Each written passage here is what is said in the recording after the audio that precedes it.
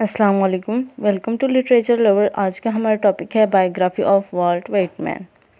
तो स्टार्ट करते हैं। इनका जो बर्थ है वो हुआ था मई 31 मई 1819 में, और जो कि एक विलेज में हुआ था यूएस के।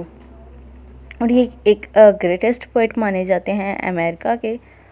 वाल्ट व्हिटमैन जो है उनका फुल नेम था वाल्टर व्हिटमैन। अब वाल्टर व्हिटमैन इनके फादर के नेम भी था, इसलिए जो अमेरिकन थे वो अपने नेम पे ही अपने जो चाइल्ड होते थे, अपना जो सन होता था उनका नाम रख लेते थे। मतलब अगर फादर का नेम वाल्टर व्हिटमैन है तो उसके साथ सीनियर लगा देते थे, और जो सन होता था उसके साथ जूनियर लगा देते थे। सिर्फ ये डिफरेंस होता था। लेकिन आगे जैसे ही उन्होंने अपने वर्क पब्लिश करवाए तो उनका फिर निक नेम आ गया वाल्ट व्हिटमैन, जो कि इन्हें एक अलग से रिप्रेजेंट कर रहा था कि ये वाल्टर व्हिटमैन नहीं बल्कि वाल्ट व्हिटमैन है, अपने फादर से अलहदा। इनकी जो मदर है उनका नेम था लुइसा वैन वेल्सर व्हिटमैन। इनका लव अफेयर रहा था एन गिलक्रिस्ट नाम की एक लड़की से, और ये इन्होंने शादी नहीं की जितना अरसा भी ये ज़िंदा रहे, या इनकी जो भी एज थी इन्होंने शादी नहीं की। और ये 19th जो सेंचुरी है उसके ग्रेट पोइट, एसेइस्ट और जर्नलिस्ट थे।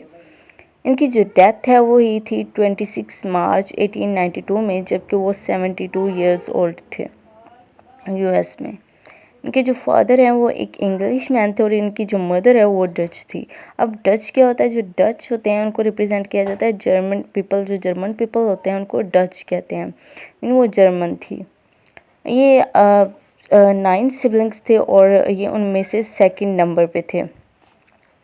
इनके जो फादर हैं उन्होंने अपने जो 3 बेटे हैं उनका नेम जो अमेरिकन लीडर्स थे उन पे रखा था, जैसे कि Andrew Jackson, George Washington, Thomas Jefferson.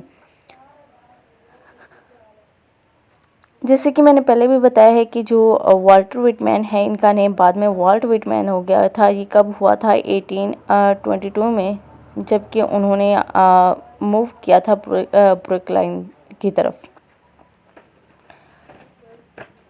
जब वो 11 ईयर्स के थे तो उन्होंने अपने जो फॉर्मल स्टडीज़ थी उसको छोड़ दिया, और उन्होंने अपने जो वर्क है वो स्टार्ट कर दिया 11 ईयर्स में। तो ये एक ऑफिस बॉय के तौर पे काम करते थे। इसके अलावा इन्होंने प्रेस प्रिंटिंग में जो है वो ट्रेनिंग लेना शुरू कर दी। और 1831 से 1832 तक जो first newspaper long island patriot है उसमें ट्रेनिंग की। लेकिन 1883 में इनकी जो फैमिली थी उन्होंने ब्रुकलिन जो जहाँ पे ये आए थे उसको छोड़ के चले गए, और इसको वहीं पे कमाने के लिए छोड़ गए। अब जब ये 14 ईयर्स के हुए तो उन्होंने अभी ये जॉब जो है वो छोड़ दी। क्यों छोड़ दी? क्योंकि जो वहाँ जहाँ पे वो काम करते थे प्रेस प्रिंटिंग में, तो वो चल गई थी किसी तरीके से, तो वो काम वो छोड़ के आ गए अपनी फैमिली के पास 1836 में। वहाँ पे उन्हें एक जॉब मिली जो कि स्कूल टीचर की जॉब थी, लेकिन इन्होंने स्कूल टीचर की जॉब भी ज़्यादा अरसा तक नहीं की। 1840 टू 1841 इनका टाइम पीरियड रहा है जो इन्होंने जॉब की थी स्कूल टीचर की। इसके बाद इनकी फर्स्ट पोएम जो है ब्लड मनी 1850 में आई थी, और ये एक फ्री वर्स वे में लिखी गई है।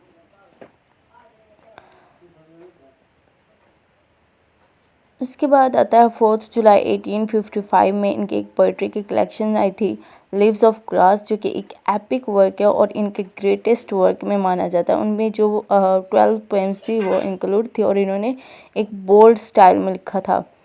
11 जुलाई जो 4 जुलाई है वो किस चीज़ को रिप्रेजेंट कर रहा है कि 4 जुलाई जो है वो अमेरिका जो यूनाइटेड स्टेट है उनका एक इंडिपेंडेंस डे है। तो उसके इंडिपेंडेंस डे पे ही ये लीव्स ऑफ ग्रास जो है वो कलेक्शन आई थी पहली दफ़ा।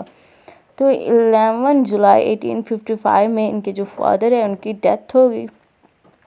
उसके बाद 12 अप्रैल 1861 से जो है सिविल वॉर शुरू होगी, जिसमें इन्होंने एज अ नर्स जो है वो वर्क किया मिलिट्री हॉस्पिटल में।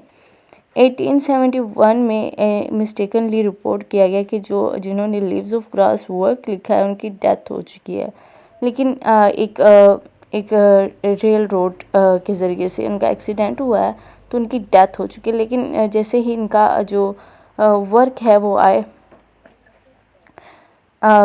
ڈیموکریٹک اور پیسج ٹو انڈیا، ریسائٹیڈ، یہ 3 جب ورک آئے تو پتہ چلا کہ نہیں وہ تو ابھی الائیو ہیں۔ اس کے بعد ان کی ڈیتھ جو ہے وہ دکھائی گئی ہے کہ ان کی ڈیتھ ہوئی تھی 26 مارچ 1892 میں، جیسا کہ پہلے بھی بتایا گیا۔